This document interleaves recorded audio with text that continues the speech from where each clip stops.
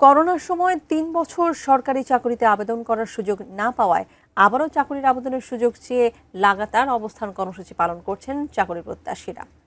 গতকাল থেকে রাজধানীর জাতীয় প্রেসক্লাবের সামনে এই অবস্থান কর্মসূচি পালন করছেন তারা। তাদের দাবি, করোনাকালে সরকারি চাকরির আবেদনের সুযোগ না পাওয়ায় বয়সসীমা পেরিয়ে গেছে তাদের।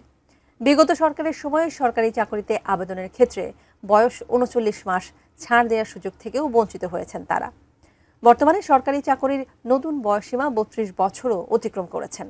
তাই বঞ্চিত ও সেশন জট বিবেচনায় আবার চাকরির আবেদনের সুযোগ দেওয়ার দাবি জানান তারা। আর দাবি আদায় না হওয়া পর্যন্ত অবস্থান কর্মসূচি চালিয়ে যাবার ঘোষণা দেন অবস্থানকারীরা।